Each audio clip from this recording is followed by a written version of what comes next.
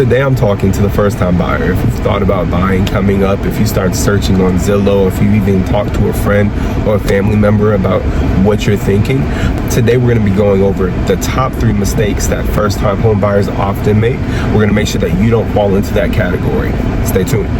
Hey, my name is Darius. I'm a realtor out here in DFW. I'm here for some information. I'm here to get you some information to help your buying experience go great. So the first thing that hits first-time home buyers is that they're not as prepared as they should be. So we're in the age of YouTube, Google, AI. We know people, right? Everyone has a person in their life that's in real estate that they can get information from. But not all information is good information. A lot of it's good, but it's about how's it applied. You can't say 1 + 1 = 3, right? There's different strategy implemented in different real estate There's different strategy implemented in different real estate methods. Like there's things behind a 1031. There's things whenever people say location, location, location, you have to consider other parts as well whenever they say location, location, location. But all that to say, I'm not getting to that. All that to say, it's important to be fully aware and fully prepared before you start making moves real estate wise. So what does that look like? What do I even mean? That's such a broad statement.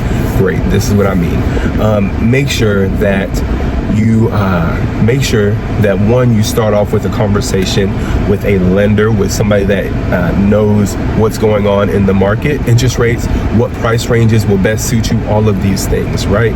Before you get started, you need a framework of where to work, and you cannot have that framework without knowing the numbers. You can definitely do the numbers yourself. There's so many tools online to make sure that you get that information, but I would make sure that there's a professional that's on the other side of that phone line that you speak to after you ran your numbers, that there's a professional that you meet up with before you go look at the house, just to make sure that the numbers you have, the numbers that have been provided to you by the website, the numbers that you went through on your own line up, right? Especially if it's your first time, I want to make sure that nobody runs into any roadblocks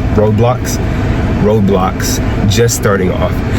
Oftentimes whenever you hear people talk about the home buying process and it not being it not going smoothly or it not being what they thought it would be, or even after they bought a home, they talk about the problems of buying a home and how it's maybe not worth it.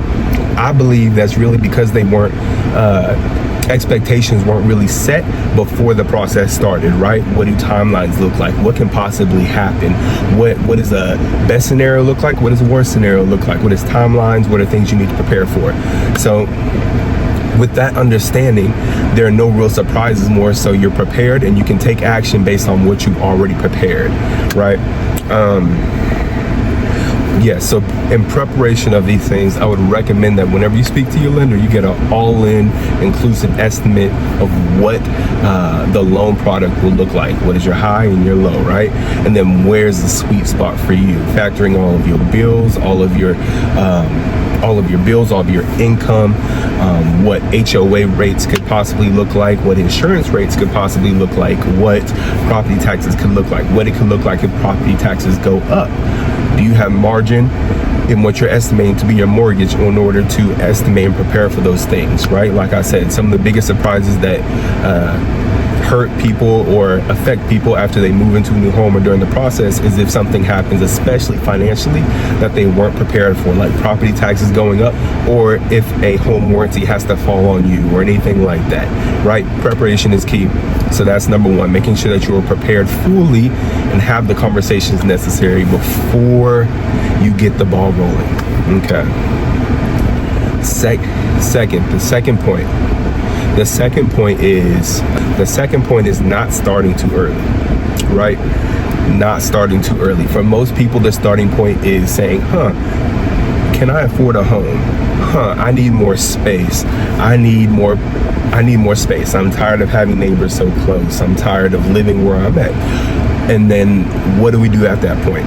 We go to Zillow, we go to Redfin, we go to Realtor.com, we go to all these places and we start looking at houses. And then we see what if, and then we start to fall in love with that what if. All without having any type of working knowledge of what actually needs to happen in order to get you to that space. And so from there, if we start taking steps too early and not moving how you need to move, then you can fall in love with a product that you can't really sustain. I'll say that, a product that you can't really sustain, and you can possibly become house poor, which is where you either put too much money into your house, into your home, and it impacts your way of life, your financial security, and that everything's being eaten up by the home, or you just decide that now's not the time to home and you push it back another year, another 2 years, another 5 years, because you don't want to home until it is time for you to move into that perfect ideal home that you found on Zillow 5 years ago. That was a little rant, I apologize. But what I'm trying to say is you don't want to start too early at the wrong step. That's just setting yourself up for something that you don't want to go through. So this is just me speaking to you. The first step, and I understand, hey, we all have a board of wants, right? Or board of goals, right? I want to be in this home. I want it to look like this. I want to be in this neighborhood, and that's wonderful. But just have a conversation before you get too deep. That's it. Before you get too deep, have a conversation with somebody. At least go to an online website and see what you might qualify for. So that can kind of set your frame of thinking and going about this process, right? It's hard to, one of the tough parts about this is if I'm going in as an agent and I'm saying, hey, it may not be in your best interest to go for what you've to go for the 5 homes that you've liked on Zillow that may not meet your qualifications. I don't want to come off as the bad guy whenever I'm trying to help you in the long run by saying, do you want to stay in the parameters that can protect you, or do we want to move and on what you already started planning for? But that's it. Actually, so I can't move on just yet. I have one more thought that I want to get out there. So let's call it a 2.5 before we hit the third one. So 2.5 is timeline. It's a sensitive thing whenever you're going from renting to moving to your first home, or selling your home to moving into a new home. Timelines are of the utmost important, right? Timelines are of the utmost importance, right? So it's important to start at a decent time to give yourself enough space in order to find the perfect home and make a decision that makes the most sense for you. So give yourself enough time, but also try to gauge it to where you're not starting 5, 6 months, 8 months in advance, and then you find the home after 3 months, but then you're not ready to move in until 3 months after that, or whatever. So really what I'm saying is be wise with your timeline. Have a conversation with somebody, or at least Google how long should it take. Listen to the video, right? I would start about 3, 4, maybe 5 months if you think that you're going to be particular. 5 months out in looking for the right home. Have a conversation with a specialist in your area, and if anything, that conversation will give you more direction on how long this search can take, because it really depends on what you're looking for. If you're looking for a product that is not really on the market as much, that it's hard to come by, then you may have to start searching sooner rather than later. If you're looking for something that is possibly, you're okay with cookie cutter, maybe something that's going up, and there's not as much demand, but there's a lot of it going up. Like if you're looking for something that's new construction, that's around the corner, there's a lot of it, you may not have to start too early, right? You can move, if you're okay with moving into something that's pre-built, all of those things, right? You can push your timeline back a little bit. But if you're looking for something very special, maybe even customized, it's important to have that conversation early on. So I'll be wise in that. I hate that each of my bullets end with speak with a professional, but at the end of the day, this is kind of where my mind is whenever it comes to these things. Home buying experience is so specific to the individual, right? Specific to the situation, specific to the goals of the home buying process, the home buyer. So that's why I always end with that. Okay, so boom, you took my advice, you're speaking to a lender early on in your process, or maybe you're already planning to, that's fine. Regardless, you're speaking to a lender. What does that look like? what do I prepare for this conversation? Do I even need to prepare for this conversation? My answer is yes, you need to prepare. That was some advice that was given to me before I bought my first home, and I still find it to be true. And after so many years in real estate, helping other people do the same, what does that even look like, and why do I need to be prepared to go in to have a conversation about a lender? I mean, with a lender. Well, preparation looks like having up to 2 years of your W-2s ready for them to be reviewed and processed and considered whenever getting your numbers together. W-2s or 1099s, whatever that looks like for your situation. It also looks like having awareness of what your credit score looks like.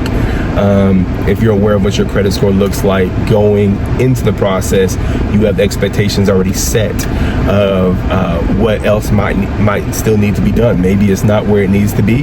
The conversation may change to what can you do before you start the home buying process in order to get it where you need to be. Also, you going ahead of time may change your timeline of things. You going ahead of time may say, okay, I am ready, and it may be that certifying word that says I am ready to get this going, right? So be aware of where your credit score is at. And then the last point when it comes to being prepared whenever you're speaking to a lender is be aware if you have any big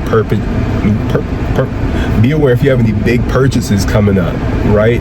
Be aware if you have any drastic changes, whether it's in employment or if you have any big payments that are going to need to come up, maybe like with buying a car or repairing your car. Those can happen at any point, right? But if you've seen that check engine light on for 2 to 3 weeks and your car's been in the shop for 3 times out of those 3 weeks, then you may have to actually prepare for something else rather than starting the home buying process. Because say you plan a change in career, or you run into something that you have to pay for that's actually a large purchase that may impact your buying power. It may impact the numbers of what the lender is putting together, and the situation that you think you are ending. The situation you think you are entering, the situation you think you're entering may not be the situation that you end up in. So all of that is good to know in being prepared for that conversation with your lender and moving forward in your home buying process. So all of what I spoke about today, someone could say this is common sense. I could have found this off of Google, but the fact is, it's still one of the top mistakes and problems that first-time home buyers run into. Whether or not we think this is top of the head knowledge, it may be obvious, maybe it's not.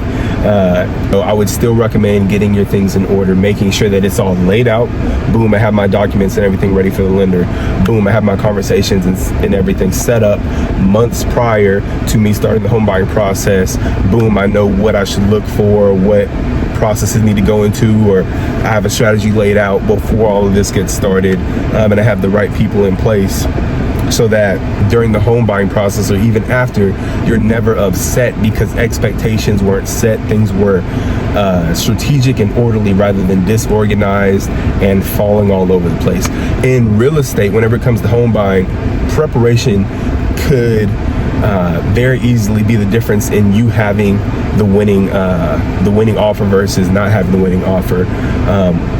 You can often run into the situation where you love a home, you put in an offer, no one else is competing for the home, and boom, you get it. But there are also those times where you love a home, there are 3 to 5 other people bidding on it, and the person that's prepared to put the best package together, and the person that is prepared to put the best package together is the one that gets the offer accepted. So preparation is key from start to ending.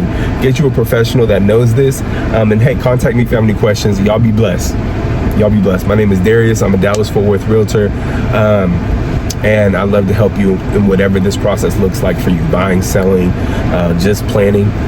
That's it. Y'all have a good one. Bye.